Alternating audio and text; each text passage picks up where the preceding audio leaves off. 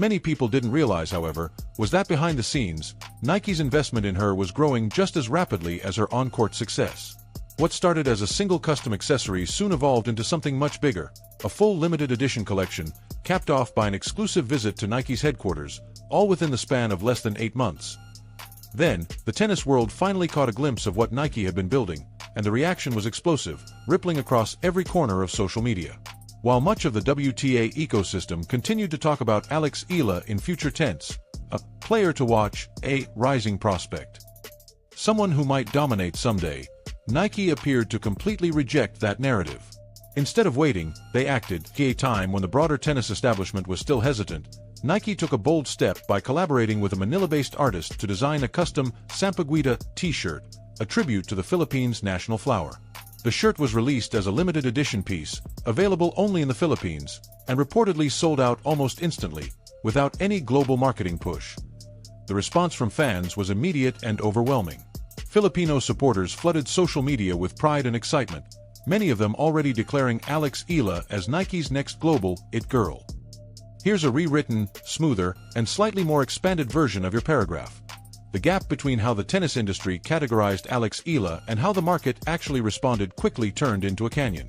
This was never just a lifestyle tee that happened to feature a tennis player, it was a cultural statement, amplified by the full force of Nike's global infrastructure. And notably, the WTA had no role in shaping it. The sport's traditional gatekeepers suddenly found themselves on the outside, watching a coronation they neither orchestrated nor anticipated. What made it even more remarkable was how quietly it all began. With a single accessory that no one expected to matter, at Wimbledon 2025, Nike gifted Alex Eala a custom-made white Sampaguita hair tie for her center court debut. There was no press release, no campaign, no media push, just the Philippines' national flower subtly woven into one of the biggest stages in tennis. Eala later described it simply as a reminder of where I come from and everything that brought me here. That hair tie was never intended to be the story. But in hindsight, it became the origin point of something much bigger. By July 2025, that quiet beginning had evolved into a full collection piece, the In Full Bloom t-shirt. It was a limited edition Nike by U Creation, designed by Manila-based artist Georgina Camus. The design showcased a blooming Sampaguita set against a green tennis court backdrop, merging identity, sport, and artistry into a single visual statement. The shirt was released exclusively through Park Access, Nike's official retailer in the Philippines, around July 21st. According to fans across social media, it sold out almost immediately. There was no international rollout, no celebrity endorsements, no traditional marketing engine driving it, just organic demand and cultural resonance. Days later, when Eala wore the shirt for her Vogue Philippines cover shoot, the moment felt bigger than fashion or sport. Standing quietly to the side, her father summed it all up in just 3 words, words that carried more weight than any sales number ever could. And kind of the whole idea behind it is, you know, she likes what she's wearing. She's smiling. Oh. Sobrang happy. It's been a, dream since she was a kid to see her dream come true. Grabe. I'm speechless. It's amazing. The merchandise was never just a product.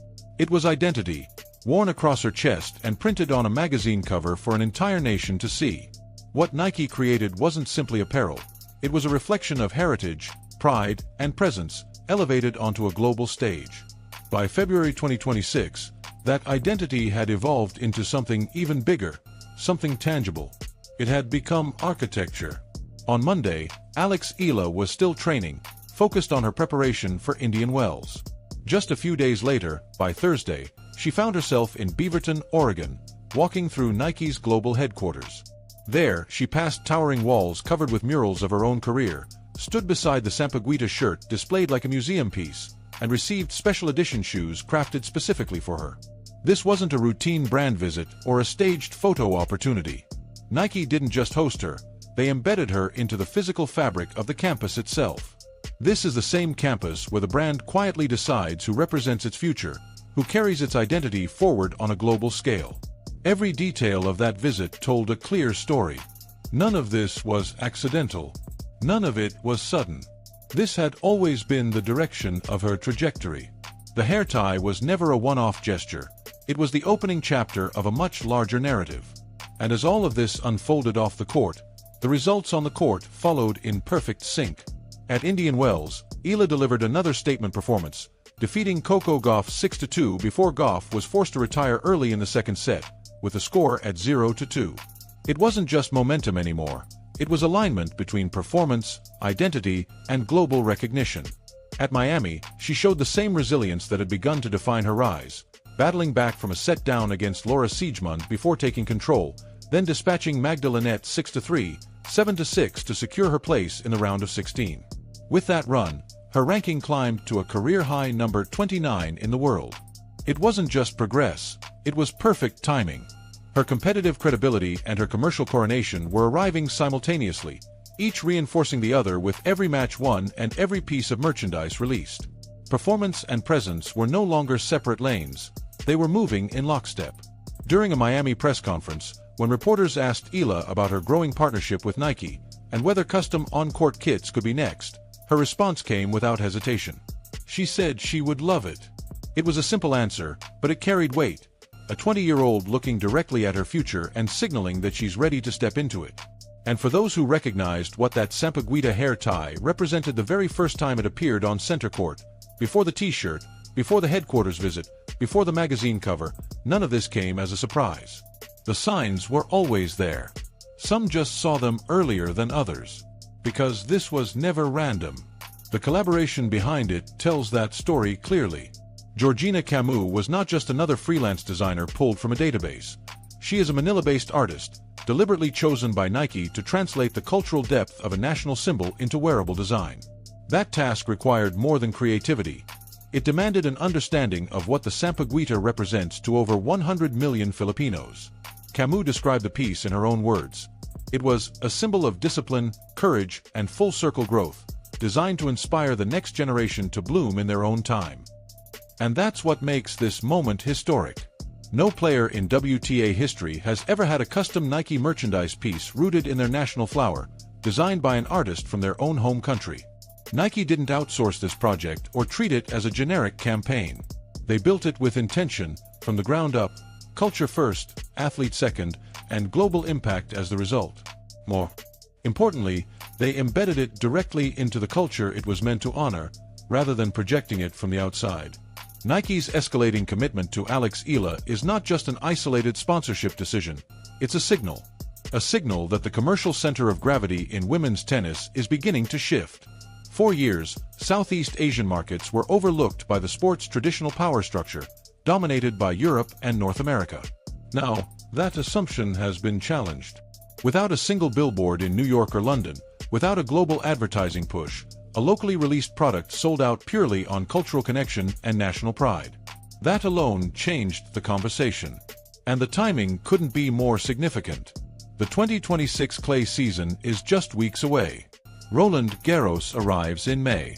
Wimbledon follows in July. The US Open closes the Grand Slam calendar in August. Each of these stages now carries a question that simply didn't exist a year ago. What will Alex Eala wear? And how many people across the Philippines and its global diaspora will want to wear it with her? Because her success is no longer individual. It's shared. It's collective. And Nike understands that. But the coronation doesn't erase the scoreboard. Just days ago at the Miami Open, Eala fell to Karolina Muchova 0-6, 2-6. Her second consecutive heavy round of 16 defeat against a Czech opponent at a WTA 1000 event. It was a reminder that the climb is still ongoing, that potential still has to meet consistency. In her post-match press conference, she didn't deflect or make excuses. Instead, she spoke about gratitude, about learning, about the process of discovering her limits. And the very next morning, she was back on the practice court. The full picture is striking when you step back. A white Sampaguita hair tie on center court grass. A limited edition t-shirt that sold out without a single global advertisement. Career murals displayed inside Nike's world headquarters. A career-high ranking. And a 20-year-old who looks at the future without hesitation and says she's ready.